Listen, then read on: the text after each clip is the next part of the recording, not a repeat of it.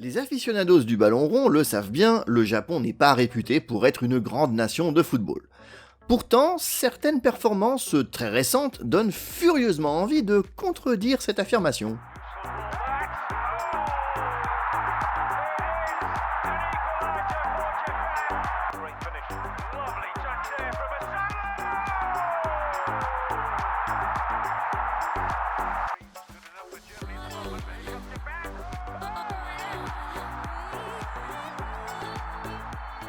Eh oui, car si battre une grosse équipe en Coupe du Monde peut représenter un exploit isolé, voire exceptionnel, en battre deux dans la même phase de poule, ça n'était tout simplement jamais arrivé. Alors excuse-moi, mais perso le foot, j'y connais rien du tout. Tu peux m'expliquer en quoi c'est un exploit là? Ils viennent de se faire éliminer en plus. Je sais, ils n'iront pas plus loin que les huitièmes de finale, mais ils peuvent être bigrement fiers. Ils ont tout de même battu l'Allemagne et l'Espagne, et ça c'est pas rien. Et qu'est-ce que ça de si extraordinaire? Ils ont gagné 2 matchs, c'est tout. Bon, je vais prendre une métaphore qui colle mieux à une chaîne sur le Japon. Dragon Ball, ça te parle? Évidemment, ça tout le monde le connaît. Très bien, alors imagine, c'est comme si dans DBZ, Krillin avait à lui tout seul vaincu d'abord Freezer, puis Cell. Ou l'inverse, mais peu importe, tu vois l'idée. Ah oui quand même, mais pourquoi Krillin? T'aurais pris Yajirobe ou Oolong, c'est encore plus parlant, non? Simplement parce que le Japon a malgré tout déjà un beau petit palmarès en football, même s'il n'a toujours pas franchi les huitièmes de finale d'une Coupe du Monde. Un palmarès dont on parle très peu en Occident, alors c'est l'occasion d'y remédier et d'en profiter pour nous intéresser un peu au football japonais. Allez, le coup d'envoi est donné, c'est parti pour un nouveau Japon Express.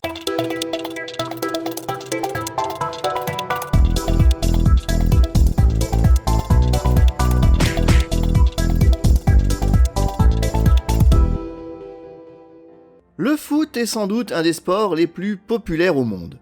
Peut-être même le plus populaire. Bon, c'est surtout vrai en Europe ou en Amérique du Sud, mais même dans les pays où il n'est pas le plus prisé, il a le don de rassembler les foules. Au Japon, le football arrive ainsi en 3e position, juste derrière les combats de sumo, second sur le podium, et le baseball. Oui, ça va peut-être vous surprendre, mais c'est ça le sport le plus populaire au Japon. Le foot a été importé au Japon à la fin du 19e siècle par des marins britanniques, mais il restera pendant très longtemps un sport amateur et non professionnel. Le pays a cependant bien une fédération officielle depuis 1921, la Nihon Soccer Kyokai, également appelée Japan Football Association, ou JFA. Chose amusante et qui parlera sûrement aux plus fidèles de la chaîne parmi vous, son emblème n'est autre que Yatagaras, le corbeau à 3 pattes.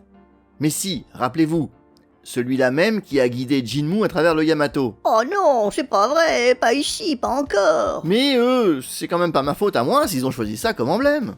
Bon allez, revenons au foot. Le Japon fera sensation lors de sa première participation à une compétition hors de ses frontières, lors des tristement célèbres Jeux de Berlin de 1936, où il battra la Suède en revenant au score après avoir été mené 2-0, et l'emportera finalement par 3-2. Un match resté célèbre sous le nom du Miracle de Berlin. Mais le foot ne passionne pas vraiment les foules au pays du soleil levant. Ce n'est qu'avec les Jeux Olympiques de 1964 à Tokyo que le sport connaîtra un regain d'intérêt. 4 ans plus tard, en 1968, au Mexique, l'équipe japonaise créera à nouveau la surprise en terminant 3e, médaille de bronze, après des victoires face au Brésil ou encore la France. Côté Coupe du Monde, en revanche, il faudra encore patienter pour se qualifier. Mais le foot continue de progresser et de se professionnaliser dans l'archipel, ce qui finira par donner naissance au championnat officiel japonais en 1993, la J-League. Elle succède à la Japan Soccer League, née à la suite des JO de 64, mais qui était restée purement amateur jusqu'en 1986. Si le sujet vous intéresse, dites-le en commentaire, j'essaierai d'y consacrer une vidéo un jour. À partir de là, les choses s'accélèrent, et surtout, le niveau des joueurs japonais, et donc de l'équipe nationale, monte d'un cran. L'intérêt grandit au point que même les mangas s'y mettent. On pense naturellement à la série Captain Tsubasa, ou Olive et Tom en VF, qui fait son apparition dans les années 80. Même si c'était une conception assez particulière du foot, on va dire. En 1988, le pays participe pour la première fois à la Coupe d'Asie qui se déroule... Ah tiens, ça c'est curieux. Quelque chose ne va pas? Non, mais ça me surprend un peu parce que c'était au Qatar en fait. Et qu'est-ce que ça a de si surprenant? Ça se trouve bien en Asie, non? Oui, bien sûr, mais... Bon, enfin bref, je continue. Cette première participation n'est pas un franc succès puisque le pays sort dès le premier tour. Il organise cependant l'édition suivante en 1992 et remporte le trophée. Les progrès accomplis en 4 ans sont énormes, mais le Japon ne parvient cependant toujours pas à se qualifier pour une Coupe du Monde. Et pourtant, il s'en est fallu de peu. Lors des éliminatoires pour la Coupe du Monde 94 aux États-Unis, le Japon affronte l'Irak, qu'il doit battre absolument pour se qualifier. Malheureusement, les Irakiens égalisent à la dernière minute du match, privant les Japonais de leur première participation à une Coupe du Monde. Après le miracle de Berlin, ce match est lui aussi resté célèbre sous le nom de « Ah ça, décidément !» C'est ça le nom du match? Mais non, il est connu comme la tragédie de Doha. Le match s'est déroulé au Qatar, à nouveau. Mais pourquoi ça s'étonne tellement? Mais parce que... Non, rien, oublie. La persévérance japonaise finira par payer et grâce à des joueurs devenus incontournables comme Nakata Hidetoshi ou encore Nanami Hiroshi, le pays parviendra enfin à se qualifier pour sa première Coupe du Monde en 98 en France. Une première participation là encore peu glorieuse, mais on sent que le potentiel est là. En plus, le pays est co-organisateur de la Coupe du Monde suivante en 2002. Il va falloir mettre les bouchées doubles pour être à la hauteur. Et c'est ainsi qu'en 2000, le Japon remporte sa deuxième Coupe d'Asie et termine finaliste de la Coupe des Confédérations face à la France en 2001. Mais malgré 2 victoires et un nul en match de poule lors de la Coupe du Monde 2002, le Japon devra s'incliner en 8e de finale face à la Turquie. Pourtant, la suite des années 2000 sera plutôt prolifique.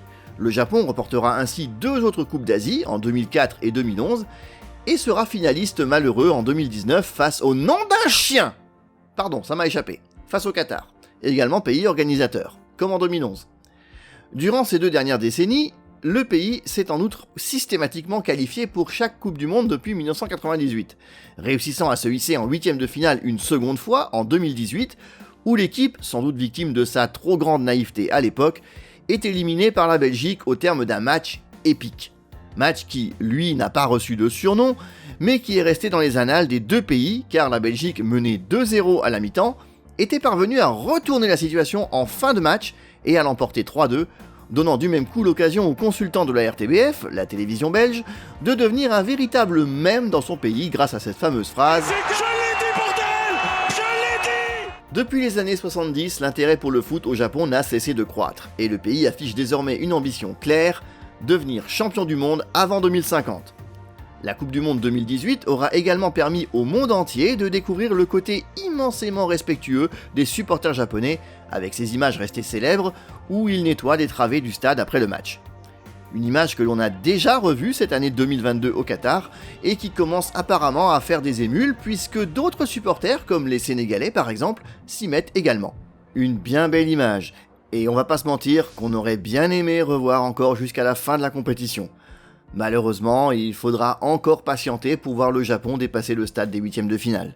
Mais le moins que l'on puisse dire, c'est qu'ils auront déjà su nous faire vibrer dans la phase de groupe, ce qui est assez exceptionnel. Alors, histoire de terminer sur une note plus joyeuse, je vous propose de finir cette vidéo sur ces images de liesse à Tokyo lors des victoires contre l'Allemagne puis contre l'Espagne. Et j'adore tout particulièrement celle-ci, où les gens se tapent dans les mains en traversant le carrefour de Shibuya. Sans doute en allant travailler, puisqu'avec le décalage horaire, le match contre l'Espagne s'est terminé à l'aube au Japon. En tout cas, si vous aussi vous aimez le Japon, et si vous auriez voulu le voir aller plus loin dans cette compétition, eh ben faites-le savoir avec un pouce en l'air sur cette vidéo, un commentaire ou un partage. Je vous demande toutefois une seule chose, c'est d'éviter tout débat stérile dans les commentaires concernant cette Coupe du Monde. Cette chaîne existe afin de partager la passion pour le Japon avant tout. Alors, montrons-nous aussi respectueux que les supporters japonais et gardons l'espace commentaire propre. Et si vous partagez la même passion, eh ben, abonnez-vous pour en apprendre toujours plus sur le pays du soleil levant. Allez, un énorme arigato à l'équipe du Japon pour le spectacle qu'elle nous a offert durant ce tournoi, et nous, on se retrouve bientôt pour une nouvelle vidéo. Matane!